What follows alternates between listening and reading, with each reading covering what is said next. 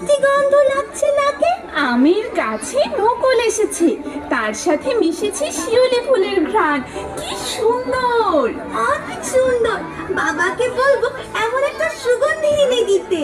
ধুর বোকা, এটা তো প্রকৃতির সৌন্দর্য, এটা কি আর টাকা দিয়ে কেনা যায়? কিন্তু এই গন্ধটা যে আমি বাড়ি নিয়ে যেতে চাই। তাহলে এক কাজ কর, বাক্সবন্দি করে নিয়ে যা, কিন্তু দেখিস তখন আর ওটা প্রাকৃতিক থাকবে না।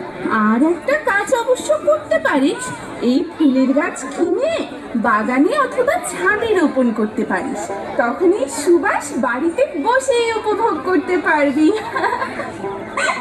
দেখ দেখ, বাগান বিলাসের ডালে রঙিন প্রজাপতি বসে আছে।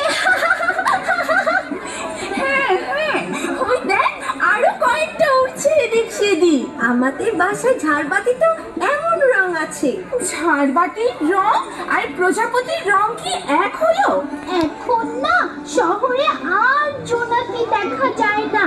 মোমের মতো কি নরম আলোর। ইস, আমার কি পছন্দ জোনাকি। তোর না সেবার সুন্দরবনে গিয়ে জোনাকি ধরতে গিয়ে বুনো মৌমাছির তারা খেয়েছিলি? মনে আছে তোর সেই কথা? সে কি এলাহি কাণ্ড বাবা। হ্যাঁ, তোর সুন্দরবন ভ্রমণের গল্প তো আর শোনাই হলো না। তোর ওই বেঙ্গল বন্ধুটাকেও তো ওখানেই পেয়েছিলি না রে? হ্যাঁ, আমি তো প্রথমে ভয়ে একেবারে অস্থির হয়েছিলাম। এরপর যখন বেঙ্গলের সাথে আমার বন্ধুত্ব হয়ে গেল, তখন দুজনে মিলে কত মজা করে ঘুরে বেরিয়েছি। আমার বাবা বলেছে ওরকম একটা বাঘের পুতুল আমাকে এনে দেবে। হ্যাঁ, তাই আবার হয় না? বাবা বলেছে এখন সব বানানো যায়, দেখিস তোরা। ঠিক আছে, তারপরে দেখা যাবে, এখনো সব কিছু বাদ। এখন আমরা এই তোর বাঘ বন্ধু বেঙ্গলের গল্প শুনতে চাই।